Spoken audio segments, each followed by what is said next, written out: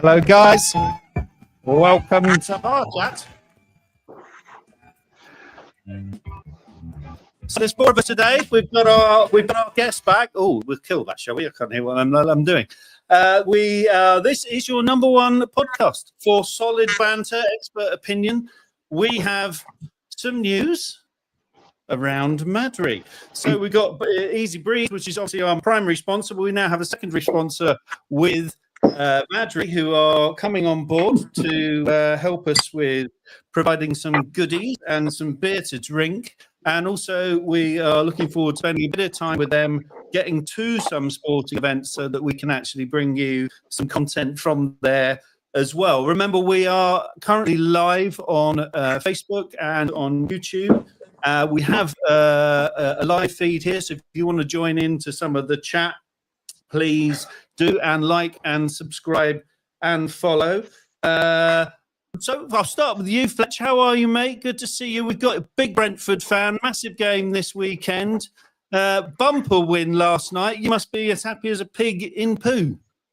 Well, it was good. It wasn't a win, actually, but it was a win in terms of it wasn't a defeat. I mean, it looked like it was all over.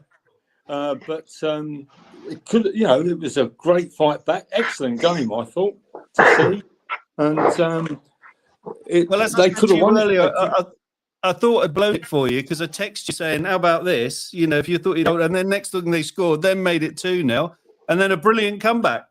Yeah, super comeback. And to be honest, I didn't see it coming, but they kind of fell apart a bit, City, after the first goal went in and got deep. And Brenttford kept moving going forward, and they looked the most likely to score a winner if there was going to be one, So it was great. It was really good. Yeah, really pleased. They're on a roll. What are they up to now? Is it you just high up as 6th, 7th? I'm trying to get a league title. No, we're 10th or 11th. We're just above Man U, I think, but that's not difficult. That sounds good in itself. No. We won't talk about Man U just yet because the smug twat bottom left is very pleased with himself. We'll go straight to Rooney. Straight back from the City ground, mate. You had nothing but praise. Brilliant atmosphere, great ground. Enjoyed it. You're obviously knackered. What time? I do understand that the Liverpool pub around the ground is Hooters. Yeah, it is unbelievable. The only one left in the UK, and people are a lot more conservatively dressed than maybe the original outfits. But it's superb. Nothing but praise for Forest. I think the way they played, they know what they do. They did it effectively. They went after us again, early goal. Blueprint of their model, really, and it was tough. It was really tough. I think I heard we had 57 touches in their penalty areas to their 14, but they're just so hard to break down. They stick to the job, they go at it, and the crowd are out of this world. The atmosphere was superb last night. I mean, credit to the fans, the way they got behind the team, and it was good. I'd have taken a point before the game. Absolutely, when we were at a goal down, I was desperate for a point. But we leave there, I think, having had a really tough game, and it was a fair point at that.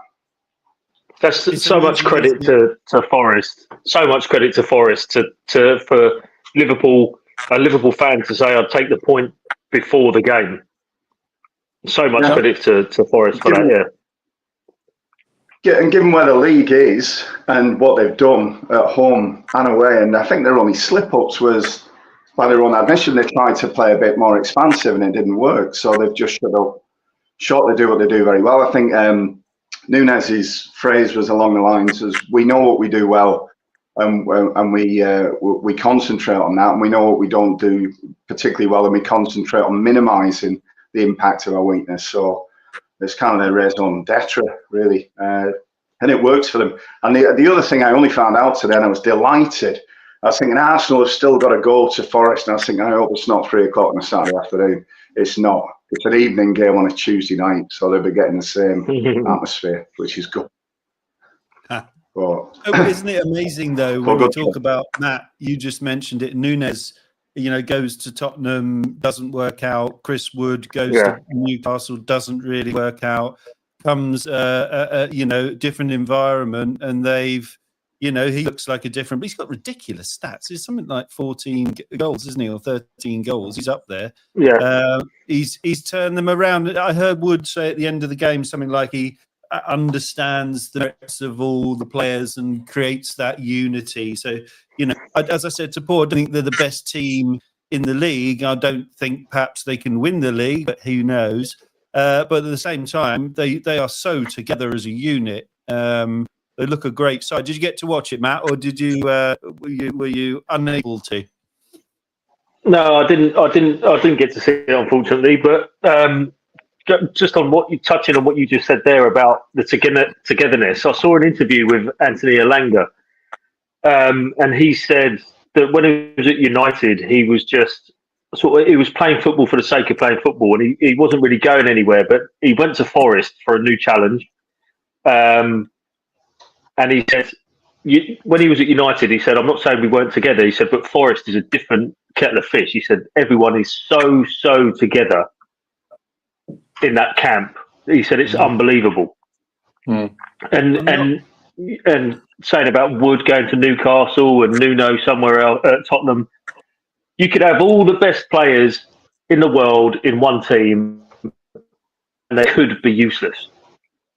Because you need different personalities and different fixtures and of who works together and who gels with each other, and so you could have the Forest team could be better than, you know, a team with all the best players in the world in, because they just won't gel in the same way. Yeah. Well, we touched on it last week. We were talking about, you know, is there a problem at Tottenham? Was there a problem at United in terms of mindset? And then, you know, a point in question.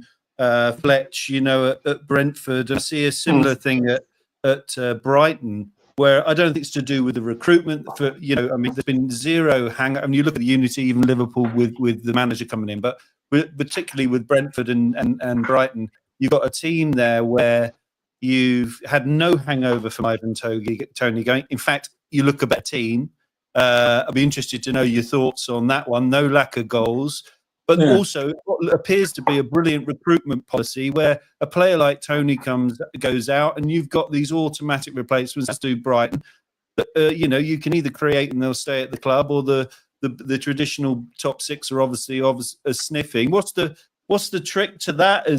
How has that come about? I mean, because you must have been worried, thinking you're going to lose Toney goals. I mean, people will tell you it's all about the stats, and you know, that's what Brenttford get kind of labelled with. They look at all the stats. I'm sure they do, and a lot of clubs do now. But if you even go back before Toney, they had Ollie Watkins before that, who they got from Exeter for £1.5 million and sold him for 30 million to Villa, and he's a top player. I think it's about lining up people. Somebody was saying to me today, what's going to happen when Mabino goes? I said, they've probably got somebody in mind already. Yeah. They've probably got somebody that they're going to put into that slot when he inevitably goes. They called BMW. The forward line they called BMW. That was Ben Rama, Mabino, and Watkins. There you go. Yeah, those were the three, and the two, the Whistle and Mabino. Going back to the team spirit thing, and you can't take anything away from what the Wolves coach has done, because I think he's done a marvellous job there. These two guys, Mabino and Wissa, they're like a couple of kids together. They're mates. They live next door to one another. They socialise. Their families get on. There's this team spirit. There's this work ethic, a togetherness, and it just kind of transcends onto the pitch, and you see it, and it's there for all to see. And I think the same applies at Forest with Elanga and Hudson-Odoi and these type of players are all on the same wavelength, and I think that makes a big difference. As Mark was alluding to earlier, Matt was alluding to. It's not about having the best players; it's having the team spirit and gelling and all knowing what one another's going to do. I think it's a big important thing. So I'm hoping that when somebody comes and gets Mabino, that we've already got somebody lined up. I don't think it will be in the January window, but I think he will go for 50 million or so in the summer. I hope, because I hope we get the money that that we didn't get for Raya and we didn't get for Tony. The thing about that, though, I mean, we were talking about this last week. You go through stages, and there isn't many centre forwards or forward players even. 50 million sounds cheap if they're talking 150 million for the likes of Isak, which is he's obviously a great player, but you could argue he's worth more than that, couldn't you? Well, I think you're right. I think you're right, but having had our fingers burnt with Tony, only getting 40 million for him, when he could have gone for 80, 90 million at some point, it kind of makes you a little bit reticent about what you will get. But yeah, I think you're right, Mark. I think, he should be worth more than that. And he's only young still. We signed him when he was 19 and he's just turned 25. So he's got his best years ahead of him. So this is worth 80, 90 million of anyone's money, I think. I agree. And this is where these clubs, if you go back to the class of 92, you build a team by amazing players coming through. Liverpool did it, didn't they? Where was it when Robertson, Trent, these players that come through the academy. Now you're talking about saving yourselves hundreds of millions of pounds if you've got a good recruitment team and policy, Absolutely. which can have these players coming in. That's the key. It also gets you out of the. It also gets you out of the financial fair play situation, because if you sell one, then it's pure profit, and that's what everyone has to look at now. They do. And what amazes me is how did nobody get their fingers burnt this time around? I see they've all been given a thumbs up, all the Premier League teams, when I would have thought some of them, I know there's a lot of jiggery-pokery goes on, but how did they all get a clean bill of health? I thought somebody's got to have get a rap on the knuckles, whether it's City or, like Forest did a few years back. Sorry, go on, Mark. Ongoing, isn't it? The City one's ongoing. Am I right in saying? Yeah, the City one's ongoing. They haven't. I think they've finished it, haven't they? They've finished it, but they're not going to announce anything until end of the season, maybe. Well, I just saw a statement 2 days ago that said all Premier League clubs have been given the green light. They've all been given a thumbs up, which amazed me. I don't know. Even the last 24 months. Yeah. So I think it was two lots of company accounts going back to the tax year end 24.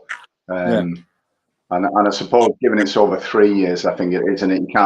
You can't lose. Is it over 105 million over 3 years, something like that? Oh, is that what it is? It's averaged out. So okay. But you're right. What you're saying, mate. You're right in what you say. You've got to sell to survive. Certainly, if you're not getting big attendances and you haven't got, you're not owned by a country or something like that, it's more difficult to balance. But this is the argument, now with. I don't know what's a ticket at Brenttford nowadays. Fletch on average, what do you pay for a half decent ticket? 35 quid. 35.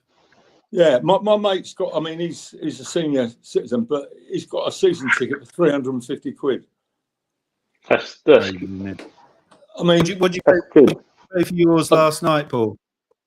Well, I didn't go last night, unfortunately. No, sorry. 30 because it's capped at 30 for away game.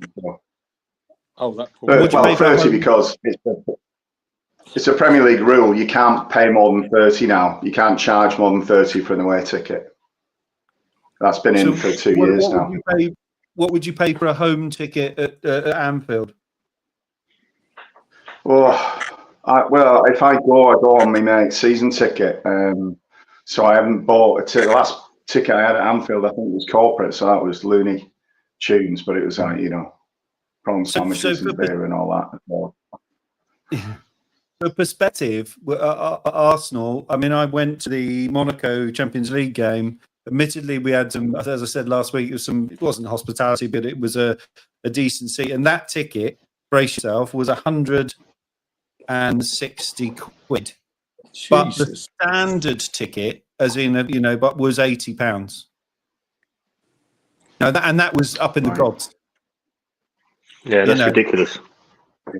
It is crazy. Yeah. And this is what they're saying, by the way, about the likes of Newcastle. A lot of our lot of Easy Breeze from that neck of the woods or have lived up there. And, I mean, I don't know if you've ever been to St James's, but it's a brilliant stadium. I mean, you talking about, I saw you tweet yesterday or send a message, Paul, saying, you've been to the Emirates, you've been to Anfield, you've been, the City Ground last night is the best atmosphere you've ever had. And the thing I've experienced is at St James's. I'll say in recent years, for sure. It was just that concept that everybody was joining. You always get pockets, particularly the big clubs. You always get pockets where people have sat there 25 years and they think, I don't want to clap, or I'm not going to sing, I'm not going to shout. Literally, the whole ground were at it, which makes such a difference. You see the players up, yeah. Don't you need oxygen at the away end at St James's Park, though? Yeah, see, right. It's in the gods, isn't it? You do. Well, I went last year. I took my cousin, took my nephew. And the good lad I get me tickets off had given me one ticket for that game and one ticket for the same fixture last year. So when I tried the barcode, it didn't work. So I didn't get in. My nephew got in. I had to go and watch it in a pub in the shadow of the Gallagher end, which was interesting. Not cheering those goals at the end when Nunes turned it around. But I mean, it's a great atmosphere. Yeah. It's a great thing. What the point I was going to get to was, as great as it is, you can't charge, like you're saying, 30 quid there, Paul. They won't stomach the sort of money that you can perhaps charge in London, or indeed United. I don't even know what a United ticket is now. Do you know, Matt? Couldn't tell you, to be honest. Couldn't tell you. Similar kind of money for Arsenal or Liverpool, I would think. Yeah. But I think United have had a bit of criticism for trying to put the prices up again, and it's Manchester working class city. So I get it when people say Arsenal and Chelsea will pay more because they can pay more, but I think there's a degree when it comes to piss take, and I think 160 for you, Mark, to turn up there is that territory, really. It is, yeah. It's shocking. I see that Fulham, Fulham have got this new Riverside stand. I don't know if you've seen it. It's very impressive. That runs parallel with the Thames there. It's costing 300 quid a ticket to get in there. And they're wondering why they're not 300 quid for a ticket on the Riverside stand. And they're wondering what they're up in arms, the supporters clubs and all the rest of it at Fulham, all the groups, I should say, saying it's just pricing them out of the market. It's crazy. I mean, they're decent side Fulham, but who's going to pay 300 quid to sit there? Don't think Mark would even do that. The thing about that, Paul, is that also, it changes who's going to the ground, doesn't it? So back in the day where you got families going, that's just, unless you've been a long-term season ticket holder, that's not at all possible. Well, that's one of the big feedbacks I've got from. Don't get me wrong, I wouldn't change things for Brenttford the way it is now to how it was. Well, I changed some of it. But they say now that the whole dynamic of the stadium has changed. You've got tourist fans, you've got people getting off the plane at Heathrow, coming along, lining the ground with their cameras. Most of them are either Korean or Danes or Americans or whatever. And suddenly that kind of working class ethos that was driving the club, you were chucking coins in a bucket because we were skint, that's gone. It's a different ball game, and it's good in one way, of course it is, but it's a bit sad in another because you lose that identity, I think. Do you know what? It's good when I go down to Devon to my mum and dad's, and we sometimes go to Torquay games if there's one on, and. It's good there because you get all, like Mark, you said, you get all the families there. There's a family stand, you get all the families there. Yeah. So you do. I've been to Plainmoor, and it's a nice little ground tucked in with all the terraced housing around it. Exeter, and people have gone there generation after generation. I mean, now I think the new fans. I mean, my grandson goes, and he's, God, this is great, Granddad, isn't it? I said, well, it hasn't always been great. It's been crap for about 40 years. So make the most of it while you can. But there are downsides, is what I'd say. That's all. Yeah, no. Yeah. I totally agree. I wanted to ask you, Paul, about. I'm only asking you now because you find it so hard to say, and it amuses me. Sorry, Fletch. Rooney. I'm going to say Rooney, so it's not confusing. Rooney. I was going to ask you. So you've got the youngest player ever to make an appearance in the FA Cup. What was his name again? My pronunciation. Ngoma. Yeah, 16.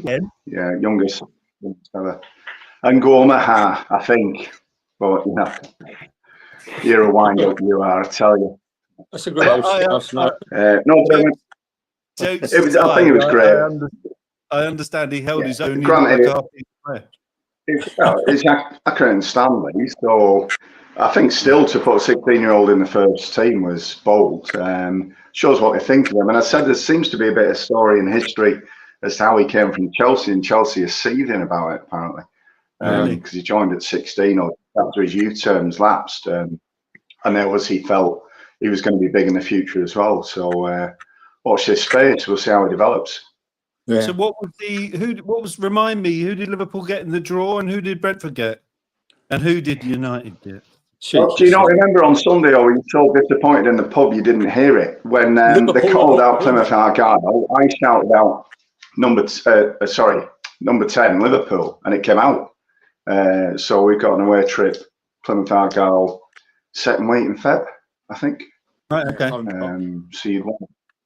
And what about Fletch? So, we didn't get anyone, Mark, because Plymouth knocked us out. You rotten git. You know that. Yeah. He's a wind-up, Fletch. A wind-up. and Matty?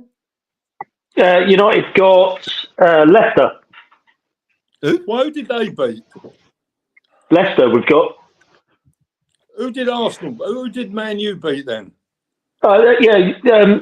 You tripped up a little bit there, Paul. It was Arsenal that we beat. Yeah. Oh, okay. Well, I'm just going to stop my headphones so we can have this conversation, because I can't hear you. I've got a technical issue on this. Well, hold up a second, Matt. Apparently the balls were defective. Is that right? Apparently, yeah. So they're different balls to the ones that fly. The other day when they didn't do so well, and these ones were round apparently. Oh, okay. I think it might be Arteta's balls that are defective. I'm not sure, but there you go. Yeah. We've got a few issues. We're dealing with it. It's not good. I'm hoping. Yeah, on the upside, I'm focusing on the positive. You see, so we're playing. You guys get any feedback, by the way? Because I'm hearing some on this headphone. I'm getting some. You are. Only from you. Only a little bit. It's all right. Yeah. Well, I'll take that. We're back. Is that better? Yeah. Yeah. Yes. We were bloody awful. I mean, the thing I was going to bring up about the game that I thought was more important, because I don't actually want to talk about the result. We both really enjoyed. I was sat watching it together, and what we were saying, one thing it was a bit like an old school Arsenal United game.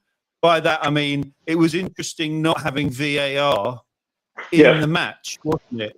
And I felt like it brought more to the game, in as much as we, I don't know, it flowed better. It was a good match. No, I mean, I thought, with no excuse for not winning off with 10 men, but I thought it was like an old school United game.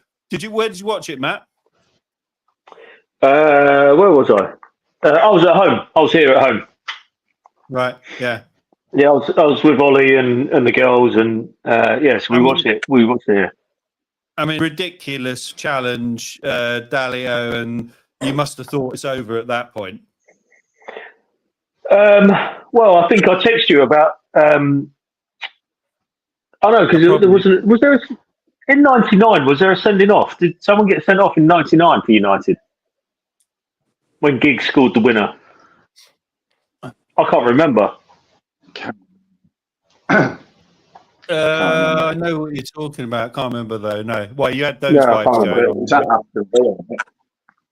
I did have those vibes. I can't remember. We were playing Scunthorpe.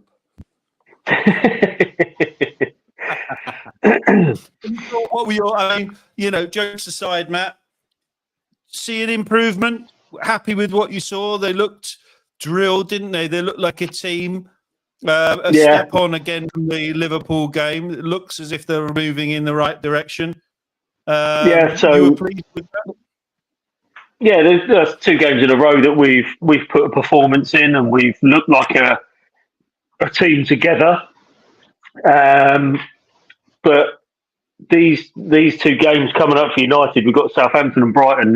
They're the telltale games, I think. To if we put in performances and like we have done against Liverpool and Arsenal, we beat them those 2 teams comfortably. Then I will say we've turned the corner and we're on the right track. But until we beat those 2, I will sit on the fence and say I don't know.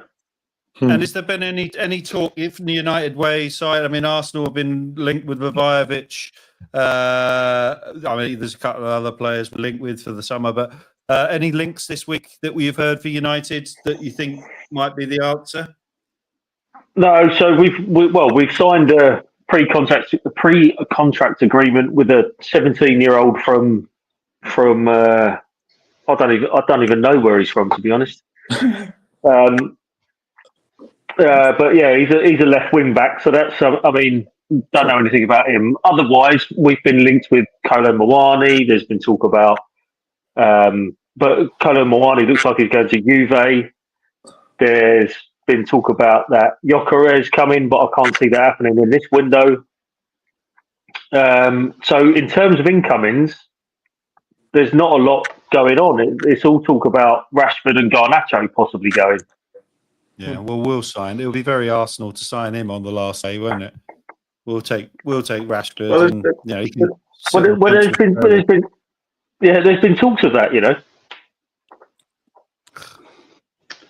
But, did you hear the stat? I don't know. This is the things that beyond the game that infuriate me. So Arteta comes out at the end of it, telling us how proud he is of the players and couldn't love them more, and they've made such an incredible effort, and blah blah blah blah. And we've just lost, having played 70 minutes against 10 men, missed a penalty. I mean, I had no idea what the fuck Havertz is going on about. I mean, Havertz couldn't hit a cow's backside with a banjo. The guy is fucking useless, and yet. And we got the manager going how much he loves them and how great they are. I mean, can you imagine if that go back to back in the day, if we played like that and you were playing for Ferguson, he'd have you out in front of the cameras and everything else. Now all these they're all wet wipes and can't be told that they're shite when they played shite. And this is what happens. And I just think it was appalling. And I mean, the statistic that's come out: Arsenal have had 49 shots. Have you heard this one? 49 shots in the last 2 games and have scored 1 goal. In 2 games? 2 games, 49 shots, but scored 1 goal. And that's Newcastle and United. And the manager doesn't think we need a striker. I agree. Just stick with what you're doing. It's working well. Yeah. But I'll tell you something about that game. There was a clearance from De Ligt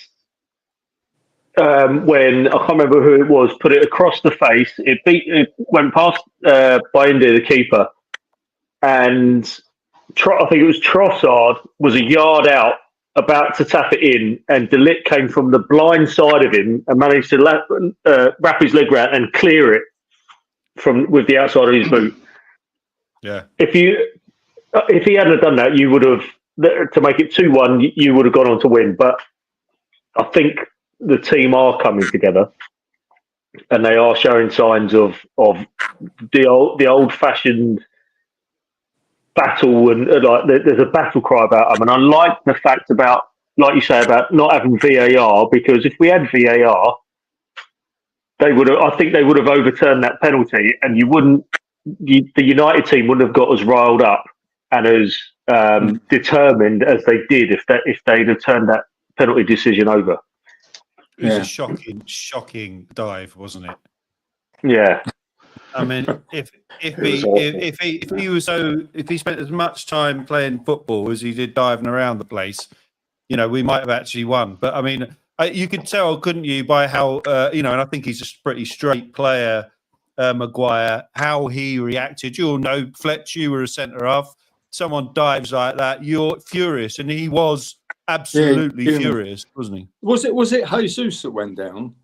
No, for no, Havertz. Oh, Havertz, yeah. Because both of those have got a bit of a reputation and got a lot of bad press when they played us. I don't know who was the worst, actually, of the two of them, but they were lucky to get out in one piece. I mean, it was bloody awful. But you've glossed over David Raya's penalty attempt saves in the penalty shootout. What was he doing at the end there with one of those? It was unbelievable. I thought he was on some sort of drug or something. I thought he was streaming the penalties because he seemed to dive and he's on the floor, lying on the deck before the blokes even kicked the fucking ball. They were comical, weren't they? Oh, I mean, it'll be music. It'll be a delight for you to watch that, Fletch. I hope you kept the receipt for him. Yeah.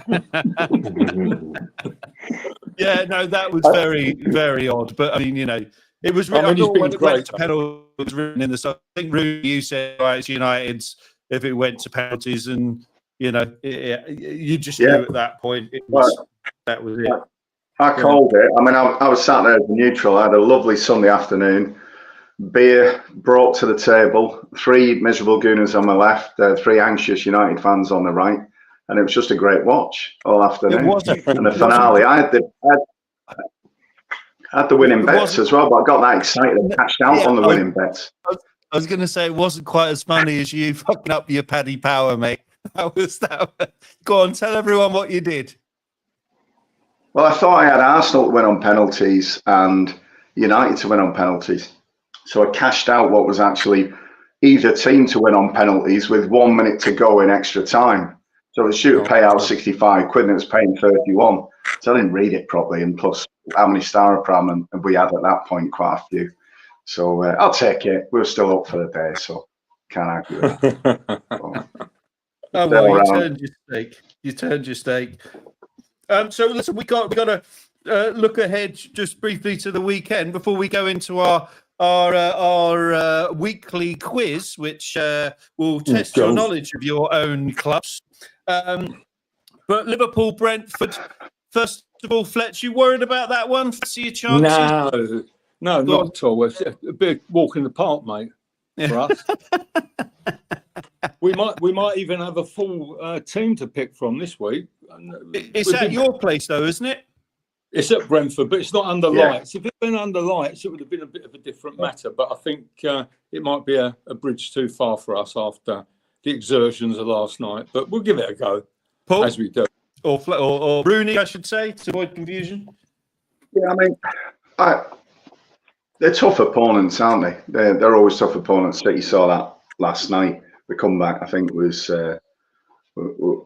against all odds from 2-0 down. But this has got a really good record against us. He's done us a few times. And Brenttford always play this game, particularly against us, where they load the back post. So I'm just hoping we're a bit wiser for it. I agree with Fletch.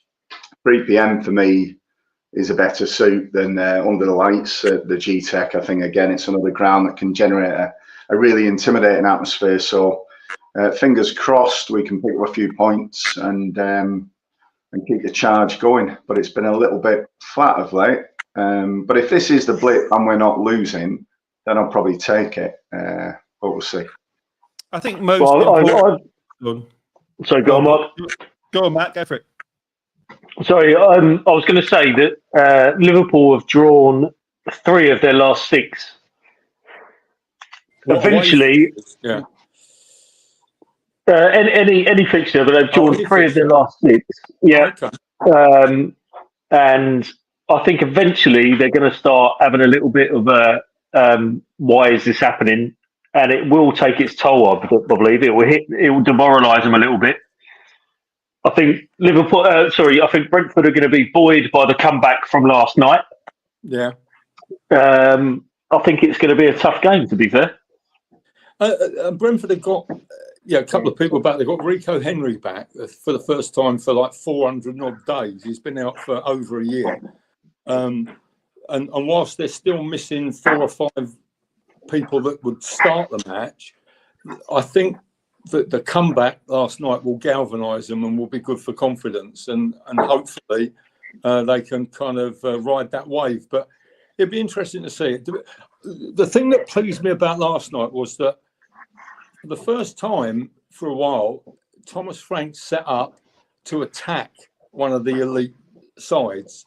He didn't play with 3 central defenders. He played with 2 central defenders. He loaded his midfield, and he got the ball. They pressed high. They got the ball long over the top. And what Mabueno and Wisser have got is pace. And that could cause them a problem, especially if Damsgaard, who's probably the most improved player. Everybody remembers his free kick against England. And after that, we signed him. He's been bloody awful until this season. And now he's kicked on, and he really is pulling the strings. Him, Norgard, Jensen, they've got this Danish midfield. And I think if he goes forward and presses high and throws caution to the wind, don't try and get a draw. Give it a go. They might do them some damage. You don't know. Be interesting to see. That's what you saw with Forest last night.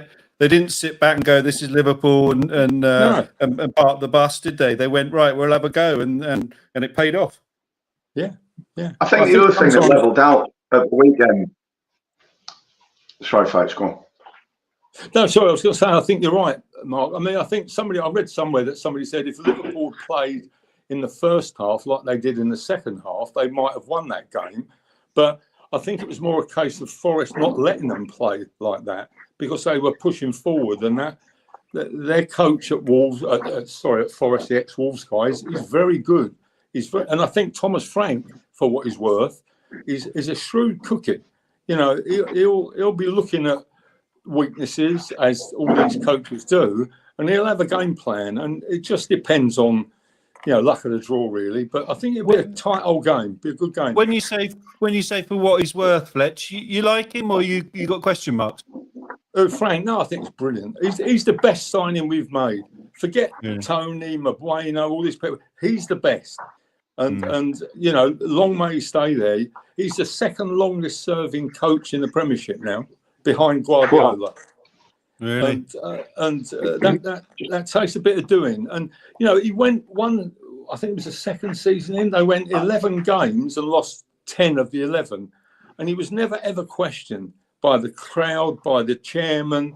Well, he might have been behind closed doors, but nobody got on his back, and he turned it round. And he's a very astute coach. There's no doubt about that. And he's a difference. If you had somebody else in there, that wasn't as tuned into the ethos of the club, I think they'd struggle big time.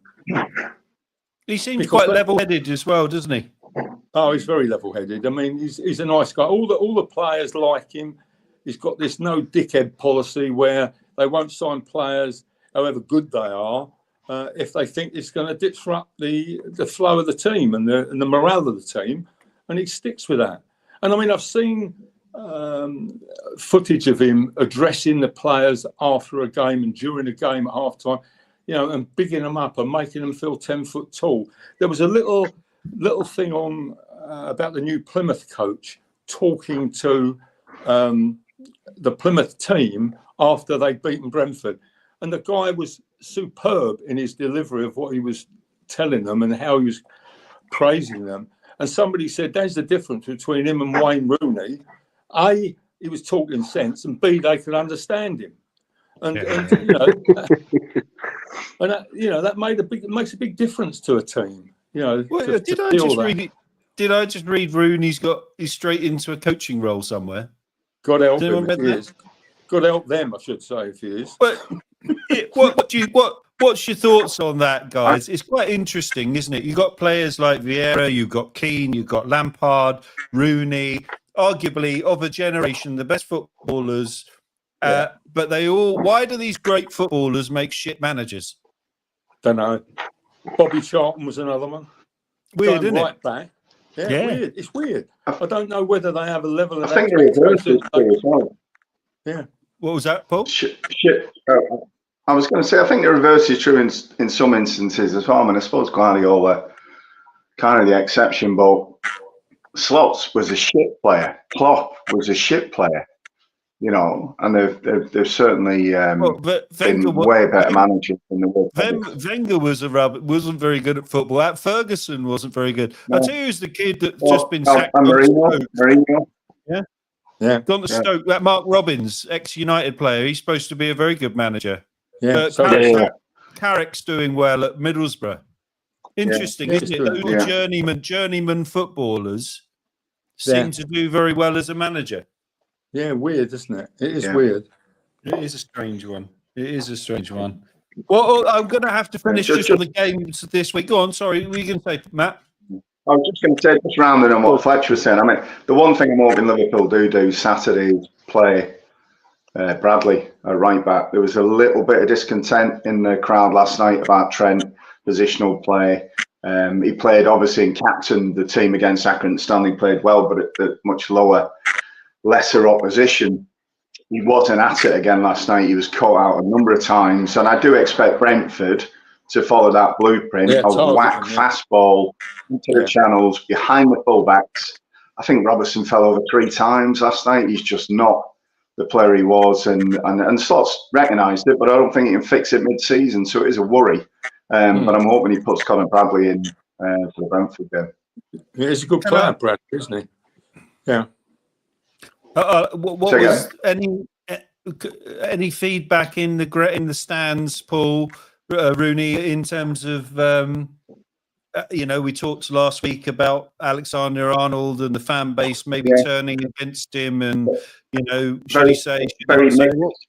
Really very mixed. A few heated discussions in the crowd last night as well from polar opposite viewpoints. Mixed, I think, and the more he doesn't have a good game or the more he doesn't play to his potential, I think it's probably going to build.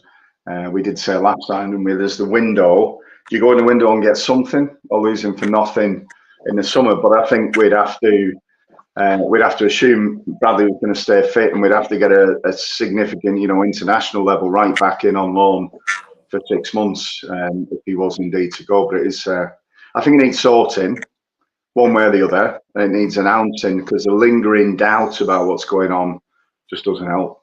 And the other thing is, if it's true that he's been matched at best part of 300k a week by the club, I said it before, you're playing McAllister, Gakpo, they're playing out of skin. McAllister's on 150 a week, so why would you think, well, Trent has a bad game every 3 and he's on 300. I'm having a great game every week and I'm on 150. It's not gonna work for the team unless it's resolved quickly. Do you know, you're right about that. It does create dissension in the ranks. I mean, at Brentford, do you know who the top paid player at Brentford is at the moment? It's Ben Mee. Got from Burnley on a free, so I didn't have to pay a fee for him. So hence, he's on 50 grand a week, and he's a top earner. And yet that team are kind of mixing it with the big boys. And it isn't about what you're earning, because sometimes you can look across a dressing room and see somebody earning 3 times what you're earning, and you think, well, fuck you, I ain't going to pass it to you. You know? Well, it would piss you off. And it's like I was saying last week, Fletch, Manu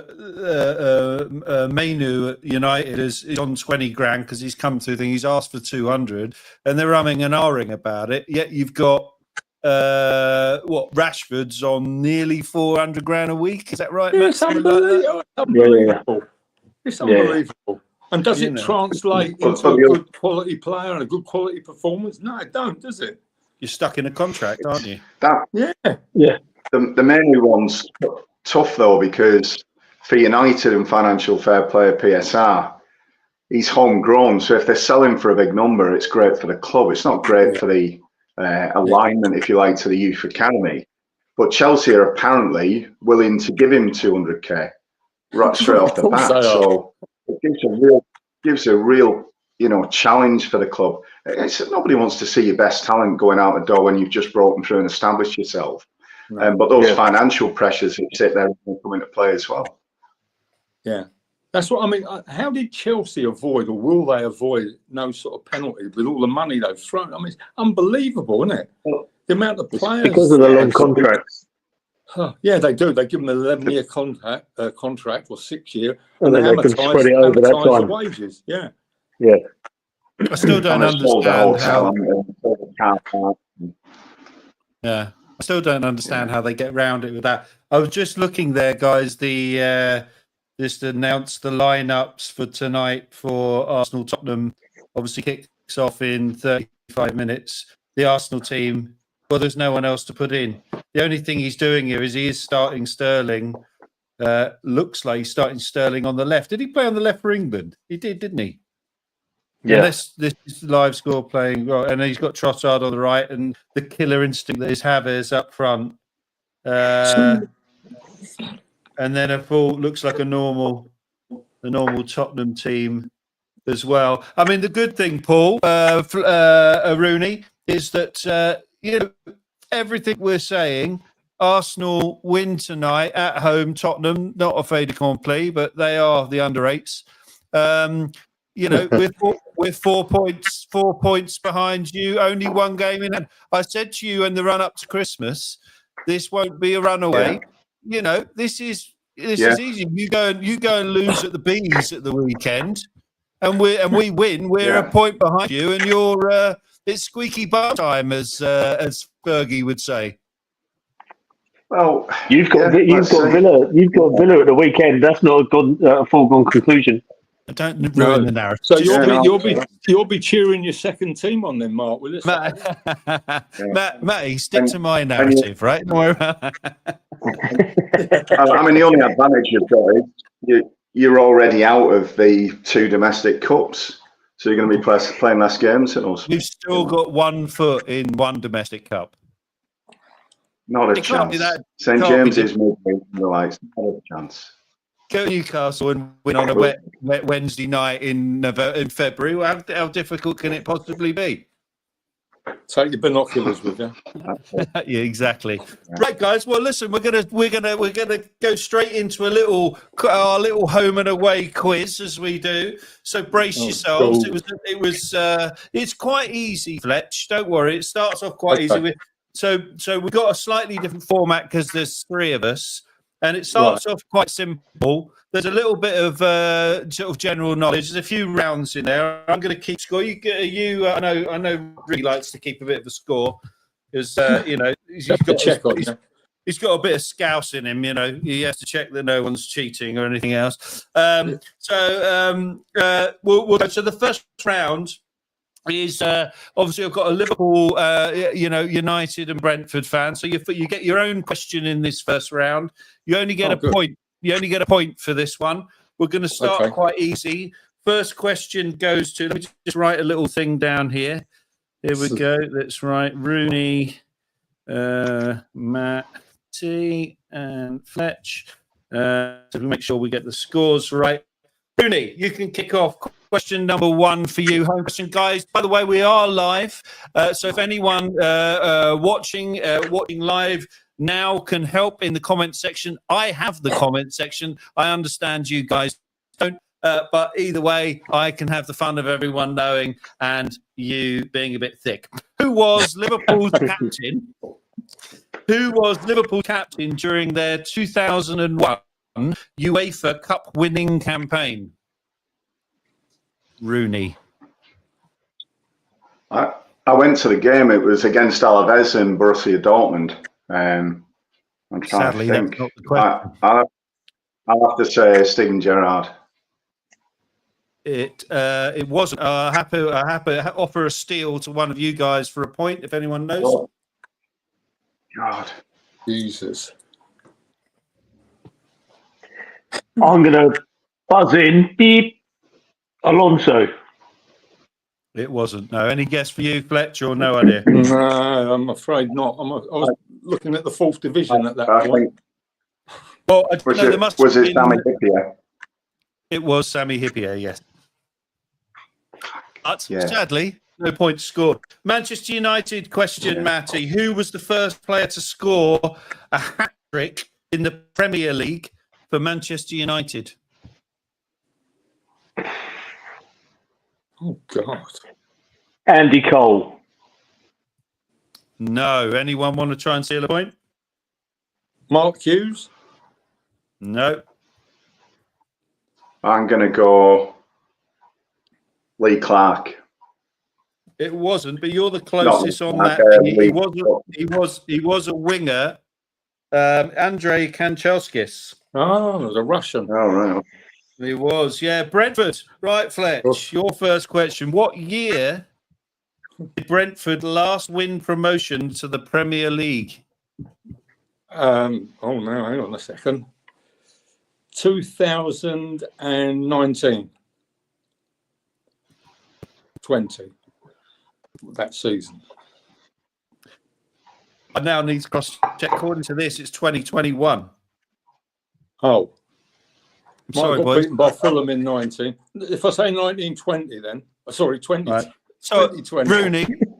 Rooney, run me a little cross-check on that. Well, you got your phone in front. Oh, you haven't got your phone in front. I'll do that. Here we go. I can put it. I can get it. Here we go. Brenttford. You mean when were Brentford promoted? You mean? Yeah.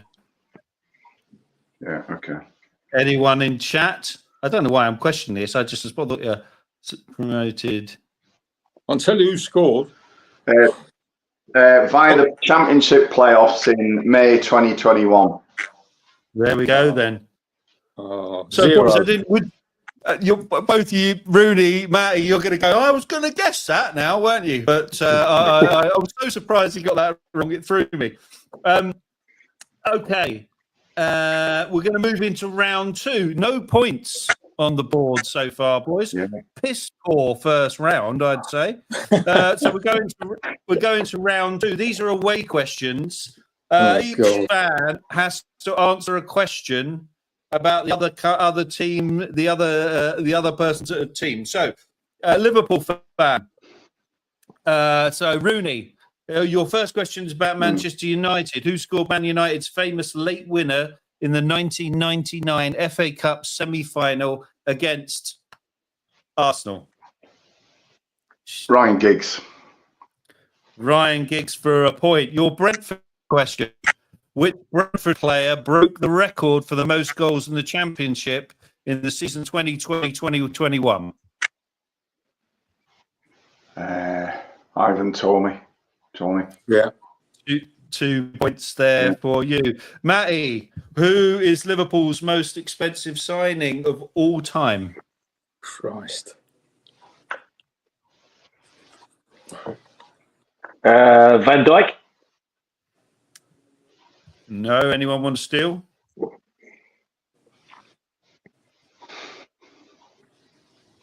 Oh, Christ. I was going to go Van Dijk, but the only other one that I didn't think he was more than Van Dijk was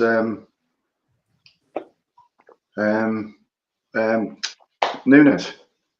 Not Firmino, is it? Sorry. Is that your guess, Nunes? Yeah, go for Nunes. 65 million, I thought it was. So Van Dijk, 70. And a point for Rooney. 3 points, plays 0-0. Loving this question. Mate,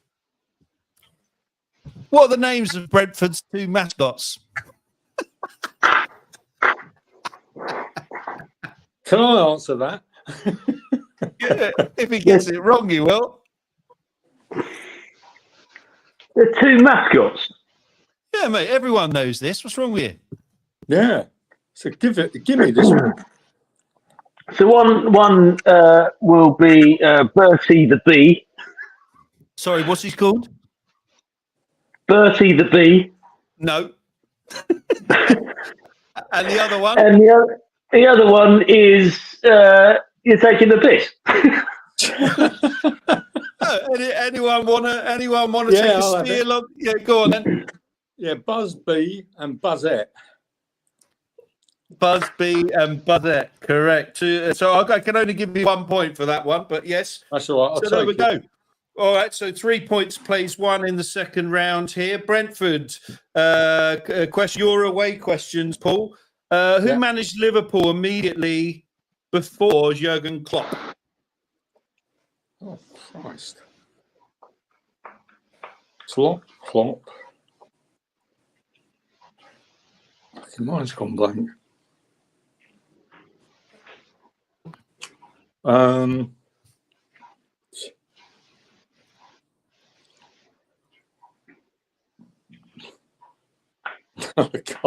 can't think, Mark. Sorry. No worries, boys. Anyone want to steal? First one to say it gets in. Well, Paul's got to get that. Brendan Rodgers. It is. So 4 points, plays none for Matt, 1 for Fletch. Your second away question, Fletch. Yeah. In what year did Manchester United sign Eric Cantona? The year before he kicked that Crystal Palace player up the arse.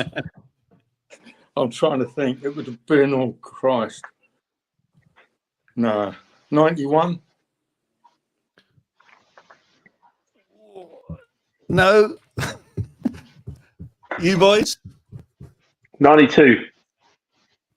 1992 it is. Bad luck there, Fletch. Good shout there. Close. So we're in the second round, guys. 4 points to Rooney, 1 to Matt, 1 to Fletch. You won last week, didn't you, Matt? After you stole that. Would you guess this? He guessed, Fletch. Did you? I don't know if you saw the quiz. He guessed what year was Liverpool formed? Yeah. Oh, Christ. I'd had too much Cronenberg. I should have. I think it's 70 something, wasn't it? Or Matty bailed in. He went, I don't know, 1892, and he was right. Is that when it was? Apparently so.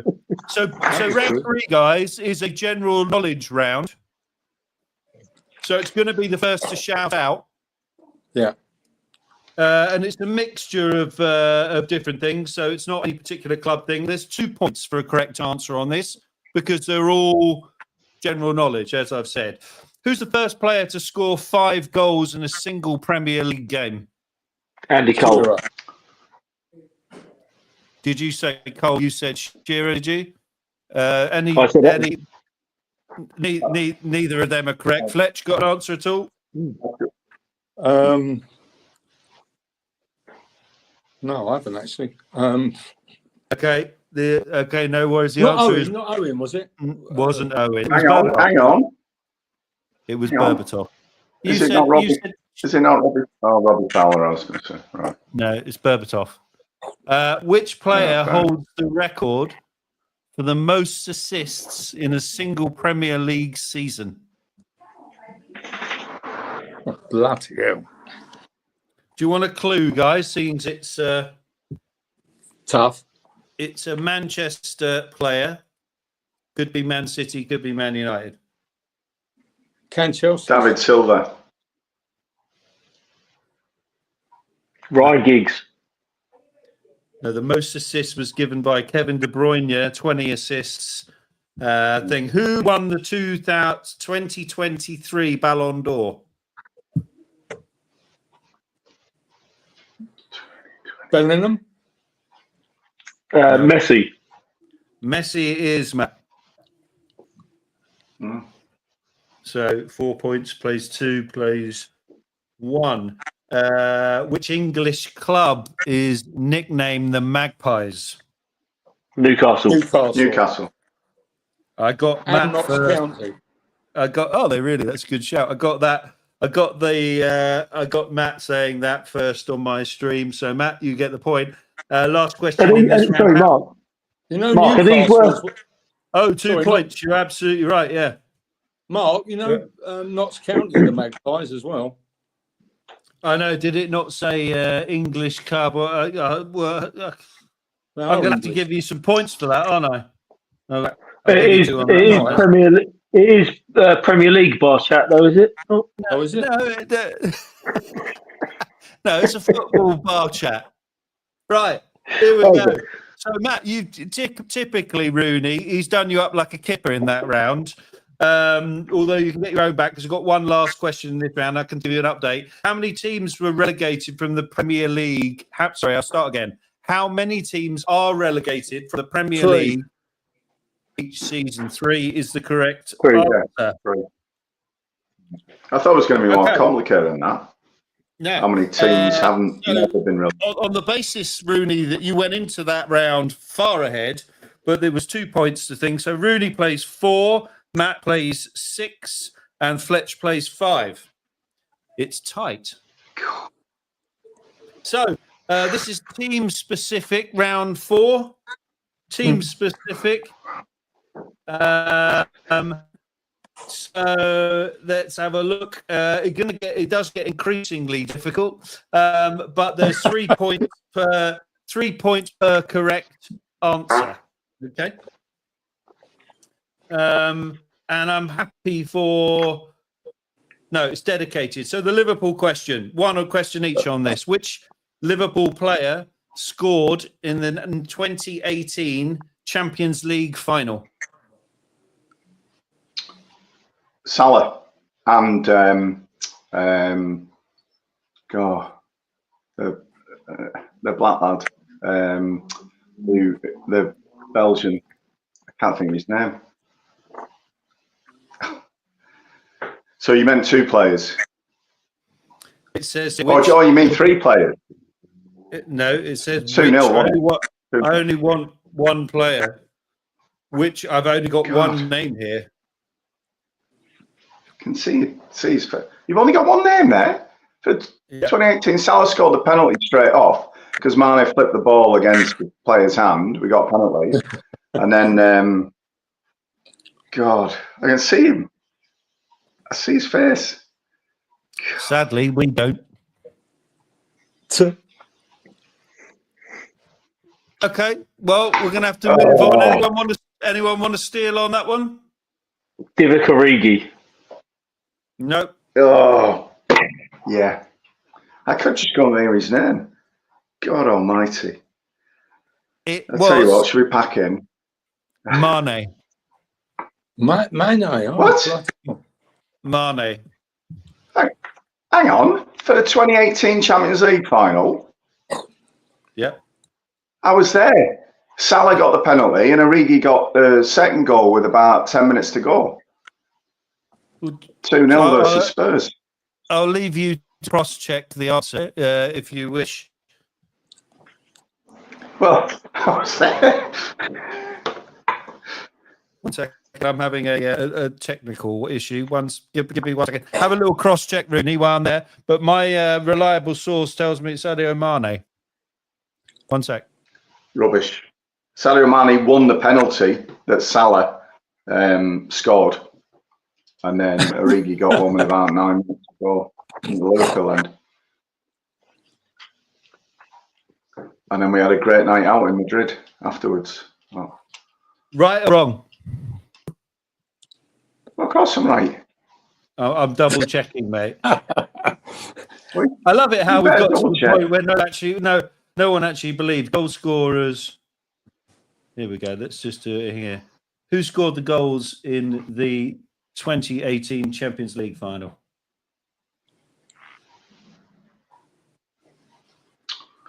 Sadio, sorry, mate,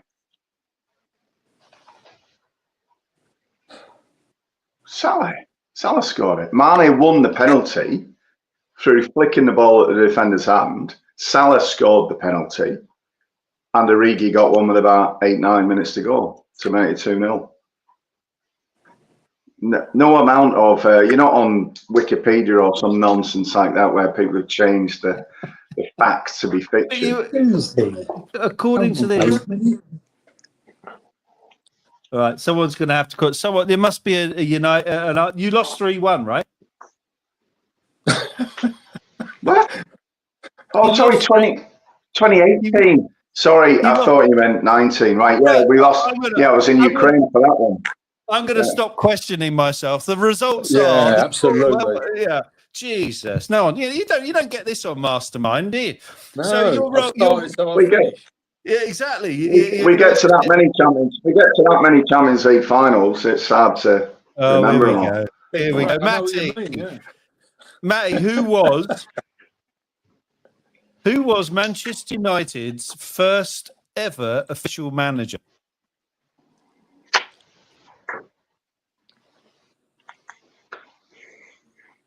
Oh, Christ, that's a tough one.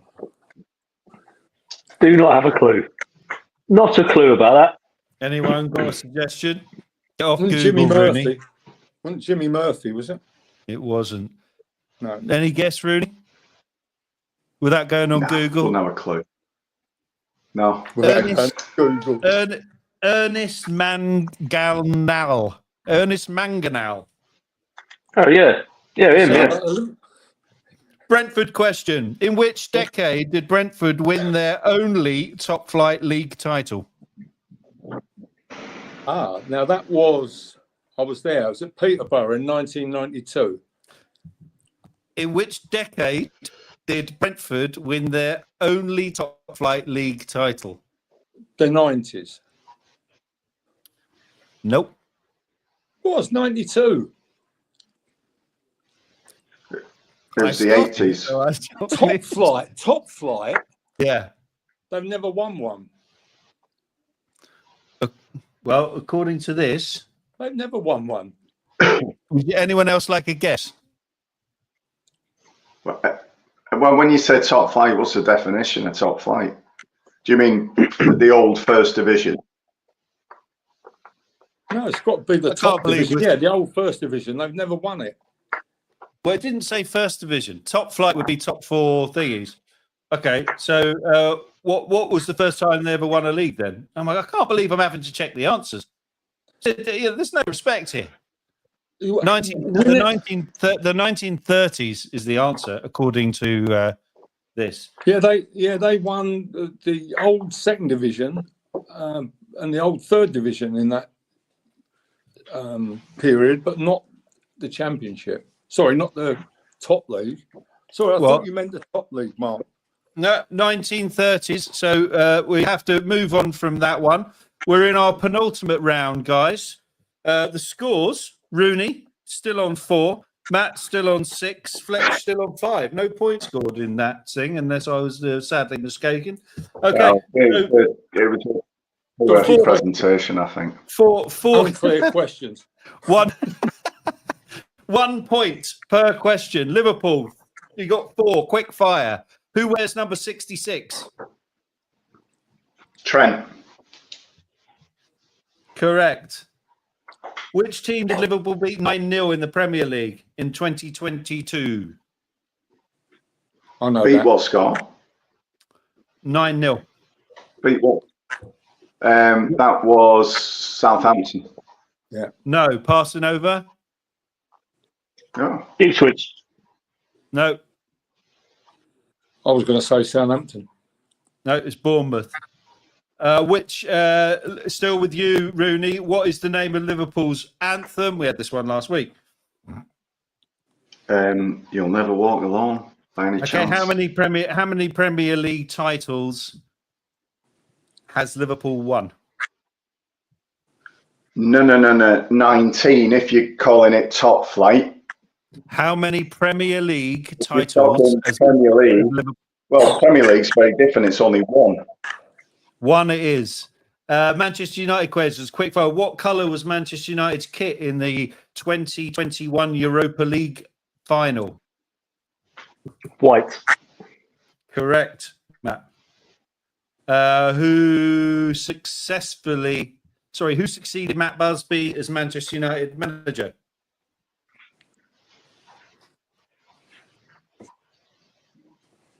It was who Fletch said earlier, wasn't it?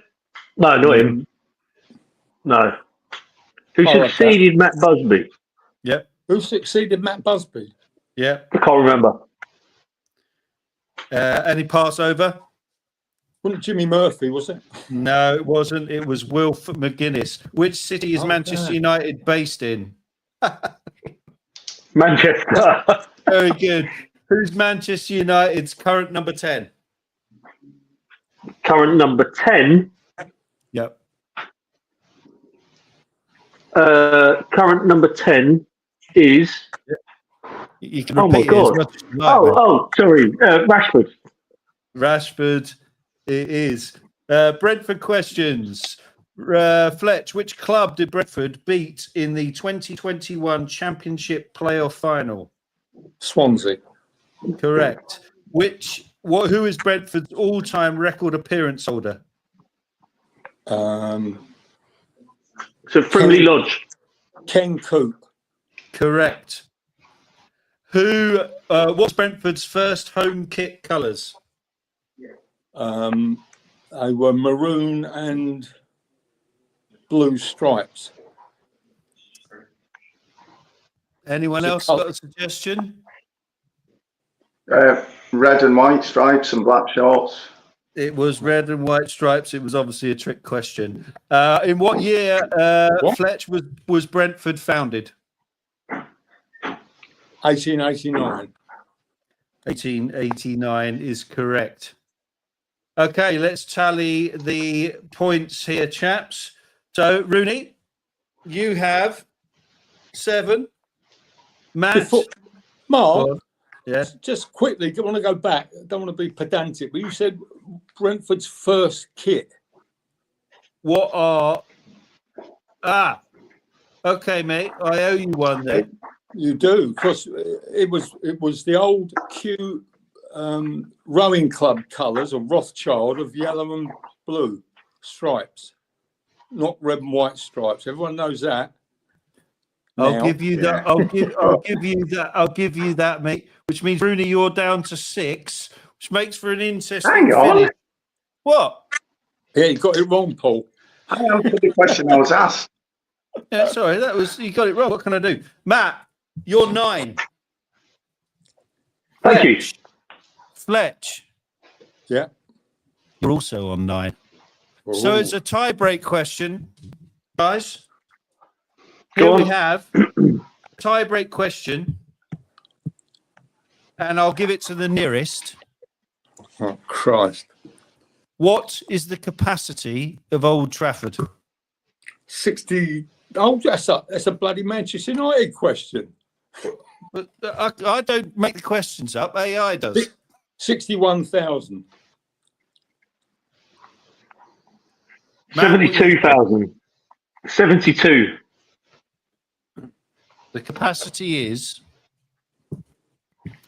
74,310. So there you go. Matt, he's won again, isn't he? He's only gone and done it. So, Matt, that's 2-0 to Matty here. That's the second week on the shot. Look at old Rooney's. He's a bit miffed about the question. Well done, Matt. Got the wrong Champions League final. Thought it was 2019, only to realise that they actually lost to Real Madrid, and it was the year before he thought it was. You must feel like me, Rooney, losing all the time. I can't believe that Matt won and he didn't get Buzz and Buzzette right. Exactly. Well done, mate. Well done, guys. That was a good little quiz to find the end of play. Let's go back to where we were. We're only 8 minutes away from the North London derby, so it seems like we've timed this absolutely perfectly. What we got planned for the weekend? Anything nice, guys? Good, eh? Work. I'm working. You're working all weekend. Rooney, your weekend? Yeah. He wants to go to Brenttford. I'm getting my chainsaw oiled up, Anna, on Saturday from James, hopefully. Brand new chainsaw in commission. So something to look forward to. So rock and roll, mate. What about you, Fletch? What's the weather like down on the, on the, what do you South call it? Coast? Yeah, it's very nice down there. It's a bit misty this evening, but it's been a nice day today down there. I should be glued to the radio listening to Brenttford give Liverpool a bit of a chase in, hopefully. Listening to the game. And then I'll wake up. Yeah.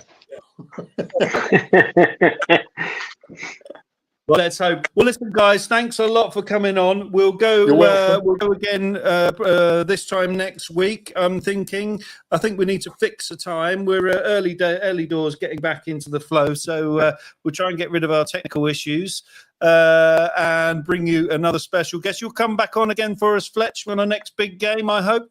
It depends on the fee. We've got to talk about that. I'm the only one not drinking bloody Madry. I'm drinking. I've had to buy my own beer here. We'll get the Madry's down to your gaff, mate.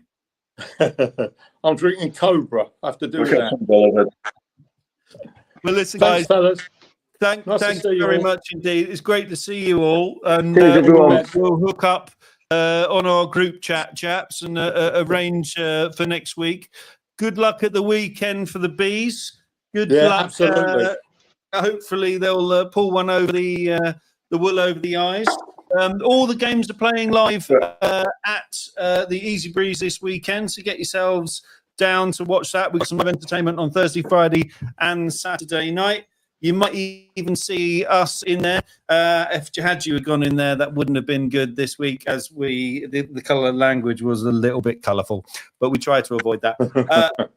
Enjoy, guys. Thanks a lot. Hopefully, Arsenal will win, and then I can text you all and say how wonderful it's been. Here's hoping. Cheers, mate. Cheers. Ta-da. See you later. Cheers, guys. Cheers, Marky. Cheers, mate. Cheers, Paul.